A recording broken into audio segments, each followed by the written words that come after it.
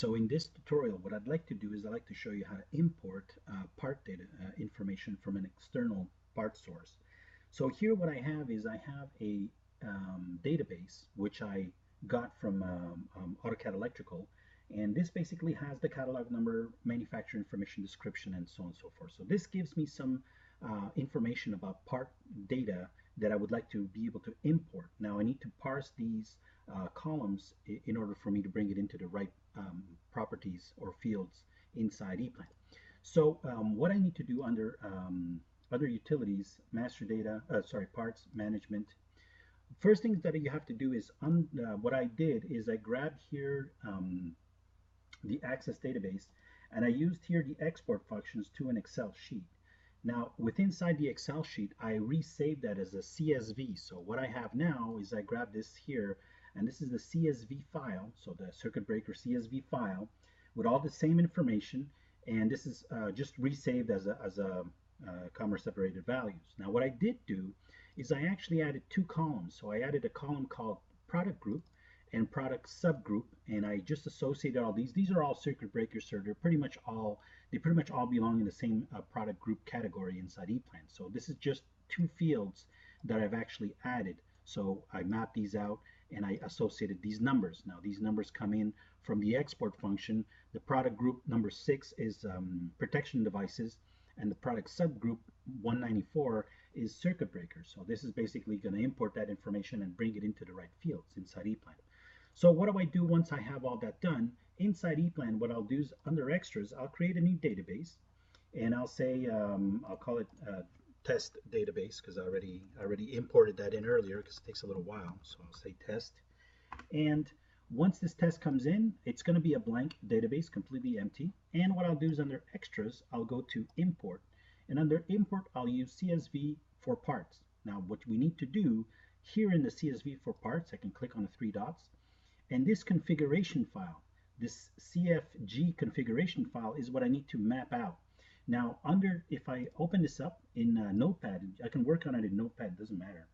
And here you have the instructions basically on how to, the separator, the line in, the record number, the row, and all this stuff.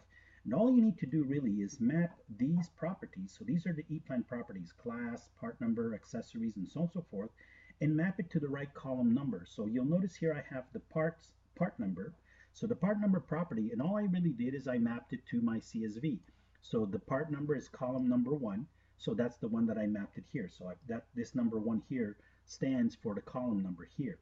If I go down, you'll notice I put some semicolons on the properties that I don't need. So class I don't need, accessories I don't need, and I basically broke it down that way. Under description here, you'll notice that I brought it in. I am going to bring this in, and this is column number 3. So column number 3 in my CSV would be description. And column number 4, which is the second description that I'm using, I'm mapping that to that. So basically here all you have to do is grab the properties you need, map them to the proper columns. All you have to worry about is this number here, and basically go down the list. Now obviously EPLAN has a lot of information. I have here the manufacturer associated to column 2. Everything else is pretty much grayed out. And I also have here the table variant. So the table variant is my technical characteristics, and this basically is mapped to my column number 5. And my column number 5 here is rating. So for the amp rating that I have here on this particular sheet, I'm going to be able to map that in for technical characteristics. So once you have this CSV file, this config file already done properly, what we can do now is proceed. So once this has already been configured, the properties that I don't want, put a semicolon. The properties I do want, I map it to the right column number. And once this is done, well, inside my import scheme, I will choose that import file, that configuration file, and I will import that in from my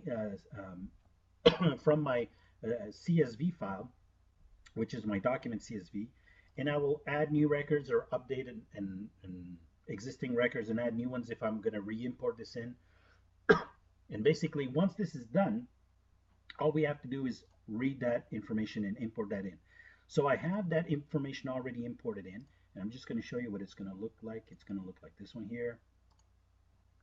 So the part information gets read in. It takes a little while, not too long, but it takes a little while. And here it brings it in, and you have the circuit breaker, protection device. This comes in from those columns number 6 and column 14, which was my number 6 property, column 15, which was not 15, but I think was it 18 or something like that, which was my 194 or 164, I don't remember. But anyways, it brings them in, and here are all the parts. The parts come in, the part number comes into the right field, the description 1, description 2, manufacturer comes into the right field, technical characteristics, the technical data comes in the right field, and so on and so forth. I have here documentation also. If you had some information, we can map it to. I didn't map it to anything here yet. So this is information you can bring in. Everything that comes in from the Excel file, the CSV file, we can actually go ahead and bring all that information in. So hopefully this helps you out. Gives you an idea of how to import external files into EPLAN and map them out accordingly. So hope this helps.